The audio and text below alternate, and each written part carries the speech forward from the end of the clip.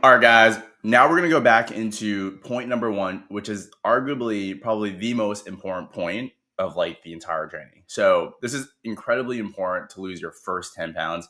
So, how weight loss particularly works is it's all based on phases. Okay. So, what that means is essentially depending on where you're currently at, you need to understand like what this first step is going to be to get you to your goal. As your goals change, your objective, the things that you're doing is going to change as well. So I'm going to give you an example. So typically for a lot of people who start a program, the first thing we need to do is get them on a calorie deficit. Okay. Get them on a calorie deficit, they're going to lose 10 pounds. Some people literally lose like 10 pounds the first week because they actually do something that's actually really customized to them. But let's just say you get yourself into a calorie deficit, you like literally crush it. And then from here, your next goal, because you lost a ton of fat, you look a little soft. You're like, oh man, I lost a bit of my gut or my belly is looking pretty good, but I want to like tighten up. So your goal, the next phase is not going to be just getting you into a calorie deficit. You need to start building muscle specifically around like the aesthetic components that you want to get to. So some people want to like make their waist a bit more narrow, whatever it is. So parts of what you can do to actually build that up would be like to, increase your frame, like the shoulder, the width, the lats, like all these things are really, really important to give you the illusion of like a smaller waist per se. Okay. So that depending on your goal, you need to be hyper specific on what the thing you're doing is. Okay. So if your goal is to lose 10 pounds, and that's what we're hyper specific on in this course, we're trying to teach you how can we get you losing 10 pounds well, like perfectly. Okay. How do you do that? It's through getting you into the calorie deficit. And so a calorie deficit happens when you consume fewer calories than your body burns in a single day. Okay. This is the core principle behind fat loss. Like, this is literally everything that has to do with anything around fat loss. You have to be in a calorie deficit. I'm going to emphasize this. Like, I can't emphasize this enough. This is the number one thing that you need to do to get yourself. So whether or not you fast or whatever, XYZ, there's different ways to get yourself into a calorie deficit. But the number one thing in order for you to lose 10 pounds is you need to be in a calorie deficit. Okay. And if you maintain a deficit, your body will tap into stored fat for energy, resulting in weight loss. Okay. So step one, literally telling you guys how to do this. All right. Before you create a deficit, you first need to understand how many calories your body needs to maintain its current weight. Okay.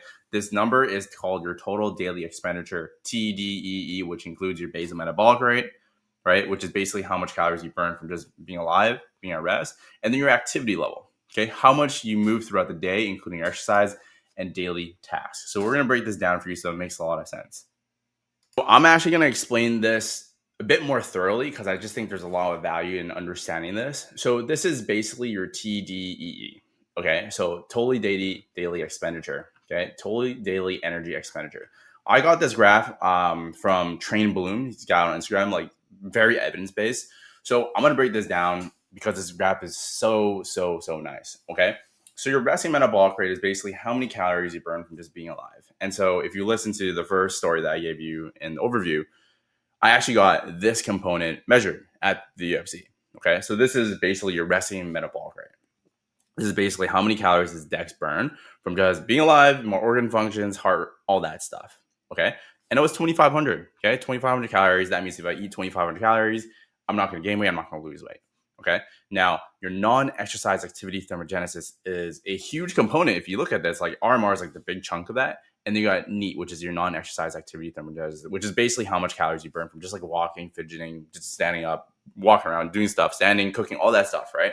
And so you can see that this accounts for a big chunk, like 5 to 20%, depending on how much you move. So as you can see, like if you can actually build up your NEAT, so that's very basically on auto drive, autopilot, it takes like your total energy expenditure is so much higher than someone that just like stays at home and like watches TV and stuff, right? So that's why we have a really big emphasis for NEAT, but also a component of resting metabolic rate. Like actually, how can you actually build this component up? Okay, if you can build this component up, you basically just become a fat burning machine. Okay. Now we're going to dive really, really deep into this so that it makes a lot of sense. But how we actually do this for our clients, our RMR, is we typically want to actually assess our clients. We actually want to understand whether they're really strong muscles, whether they're not super strong muscles. And if you go back to the first training, the overview, what we really focus on is how can we actually increase someone's capacity. And everyone has strong muscles depending on the sport that they played. So let's just say you're like a basketball player, okay, and you jump. Like that's the thing you did. Grow up, play a lot of basketball. Okay, so if you're jumping, what's the main muscle that's going to be involved? Okay, well, the main muscle that's going to be involved is going to be your quads. Okay, your quads are going to be very strong. So that means when you do a squat, well, guess what? The way you do a squat, if your knees go past your toes, it's not a bad thing. It just means that you're using your quads. Perfect. Okay, so that means if you're just only doing squats that certain way, there's going to be other muscles that aren't developed that we can actually try to target. And if we target those muscles, two things are going to happen. Number one thing is you increase the overall balance, the capacity, so there's less risk of injury because now you're actually distributing the load so that your body's smarter. It'd be able to actually like recruit different muscle groups. The capacity of the untrained muscle groups increase. The capacity of the untrained muscle groups increase, right? So that means your weaker muscles get stronger. It's more resilient. There's less risk for injury, right? But now we can apply this concept of actually building up your muscles in a specific way that's specific to you, especially if you don't have a lot of time. And from here, you train up the muscle mass, you increase the muscle mass in said areas. This is going to increase the energy, the resource requirement, more fuel requirement. If you require more fuel, guess what happens to this? Your RMR, your basal metabolic rate. This thing is the thing that starts to increase, right? And the higher we can get this, the better life is, because you can literally start to like burn more calories at rest. Life is good. Life is a good time. So if I had to use myself an example, so my resting metabolic rate is 2,500 calories. Okay. Assess, right? When I was working at the UFC. And so my NEAT, which is the activity that I'm doing just from like walking and stuff like that. Okay. So maybe this accounts for 1,000 extra calories. So right now I have like 3,500 calories, just this. Okay. If I'm walking more, if I'm actually taking more steps, let's just say I hit another 10,000 steps, that's 500 calories. So that's like 1,500 calories on top of my 2,500 calories, right? That's almost 4,000 calories to hit maintenance. Okay. Now we're talking about the thermogenic effect of food. This is the thermogenic effect of food. That means if you eat protein in itself, it requires a lot more energy to break protein down compared to carbs. So if you had 100 calories worth of protein, 100 calories worth of carbs, which one do you think will burn more? Which one do you think will require more energy to break down? It's the protein. So because your body requires more energy to break it down, the thermogenic effect of food, it requires energy to break down the protein substance. You then would actually use that energy to break down, thus your basal metabolic rate will start to increase as you're eating way more protein. Now, this is your exercise. This is the actual intentional exercise. So you can see how, like, as you go up the chart, like the most important lever that you can pull is maximizing your RMR, the NEAT, which is your basically your walking, your habits, stuff like that. This is the type of food that you're eating, like high protein. And this is your exercise. This is literally your strength training, you doing your group workout classes. So people who are like, hey, Dex, I'm not seeing results, even though I'm like going to group workout class, I'm training, I'm sweating like crazy, I'm done like 100,000 burpees, I'm not seeing results. It's because right now you're just focusing on such a small lever in your fat loss journey that it's so insignificant. It is truly insignificant. And so what our intention here for you is to help you understand this, but more importantly, get you something very actionable so that we can find your maintenance calorie, which is basically your total daily expenditure, finding this whole thing, right? And there's calculators out there, right? You can input your age, your gender, your weight, height, activity levels, and stuff like that, right? And once you have your TDE, this is your maintenance level. So let's just say all this for me is like 4,000 calories. Let's just say giving it, or 3,000 calories, okay? No, we'll do 4,000 calories. So you're 4,000 calories, right? This is my entire total daily energy expenditure, right? Now, because this is my maintenance, in order for me to get into a calorie deficit, I just need to eat 3,500 calories. Now, this is for an active individual. So over a period of time, if you're eating 500 calories less, you lose 1 pound, you lose 2 pounds. Over a period of time, you're literally going to lose like 4 or 5 pounds per month, right? Just from following the step. There are crazy formulas, but basically what I've done is I made things a lot easier for you guys. And I just made this formula. I got this really quick formula. It's best bang for buck. So instead of just like plugging things in, just for guys, multiply your weight in pounds by 15. Women, multiply your weight in pounds by 12. And you start to get this. So if you weigh 180 pounds, right? Multiply that by 15, 2,700 calories per day. That's your maintenance calorie, give or take. Okay. For women, 180 calories times 12, 2,160. Okay. So you guys might be wondering, dude, Dex, like, why is mine only 2,700 calories for this entire thing? And why is my RMR 2,500 calories?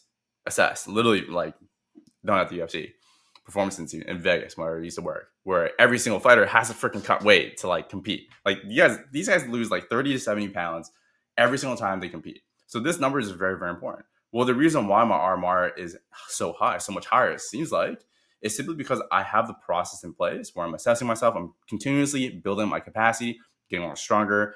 It has systematic process that I apply for all my clients. And that's how you bring up the RMR. And it's not just me, a lot of our clients, that's how you get really sustainable results. Because then from here, you get to your ideal body fat composition, let's just say 10, 15% body fat. Then we teach you how to actually sustain this long term by building this guy up. Okay.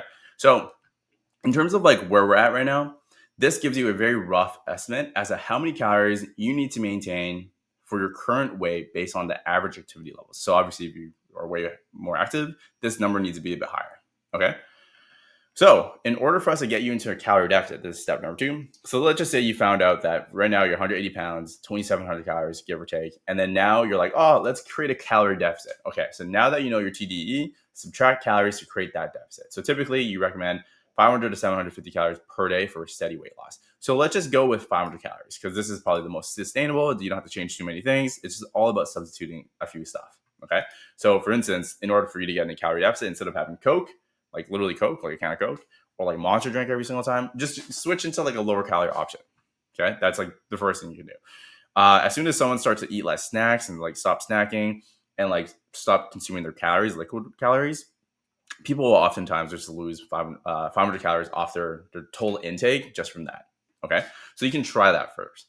So I'm going to give you another example. If your total daily expenditure is 2,500 calories, okay, going back to this example, it's 20, so you're probably around 175-ish, something like that. Now you're eating 2,000 calories per day. That will put you in a 500 calorie deficit. So what you could do, and this is, it depends on your situation. Not all our clients would like to track on MyFitnessPal, but MyFitnessPal might be a pretty good option for you so that you can track your total intake, gives you an idea like what you're actually eating. Then you actually get numbers, you get data, which is beautiful. Data is so important, guys. Data is literally how you understand whether or not something's working or not working. From here, you have objective data to see if you're in a calorie deficit and whether or not your weight is changing. And if your weight is changing and it's going down, it means you're in a calorie deficit. If your weight's dropping too much, it means you're too big of a calorie deficit, which might put you into metabolic adaptation, which is basically your body goes to survival mode, as talked about on the overview previous video. So if you're going through too big of a calorie deficit, not the best thing because your metabolism will literally you're going to go through survival mode because you're just going to be like, oh man, when's my next meal? When's my next food? And you go through survival mode, which then your basal metabolic rate, your resting metabolic rate, it's going to slowly adapt and go down a little bit lower. So to give an example, going back to this formula. So if I were, 2,500 calories resting metabolic rate, and now I eat like 1,500 calories, 1,000 calorie deficit. Well, guess what? Over 1 month, this number, 2,500 calories, is probably going to drop down to like 2,000 calories or something like that, give or take. Okay. And that's just your body going through survival mode. It's just, caveman days. You don't know when your next meal is. So it's a matter of just like, oh, I'm not eating this. I don't know when my next meal. I'm just going to store everything as fat and your body using that to survive. Cool. Perfect. Okay. So from here, now step 3 is you're going to track your calorie intake. Okay. So you're going to track your calorie intake. It's probably one of the most effective ways to find out if you're in a deficit because you have objective data, right? And here's how you do it. First, log your food intake. So you can use MyFitnessPal, right? Or lose it to record what you eat. Okay, that way you get your baseline. Then from here, you weigh your foods. Use a kitchen scale, measure portion sizes accurately, and then especially count your oils, guys. Like this is super important because like sometimes if you spray for like even like 5 seconds, that's like another 100 calories. So if you just do this 5 times, you're now eating at maintenance. And people are just like, oh man, I'm not in a calorie deficit. I'm not losing weight. Well, it could be because of your oil. Okay. From here, you're going to monitor your progress. So track for 3 to 5 days, see what happens. If you're losing 1 pound over the whole week, guess what? You're in a calorie deficit. That's a good thing. Perfect. It means you're hitting your goal. Do that for 10 more weeks.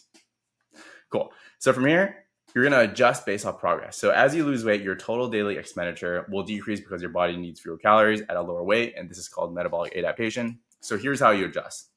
You can track your progress.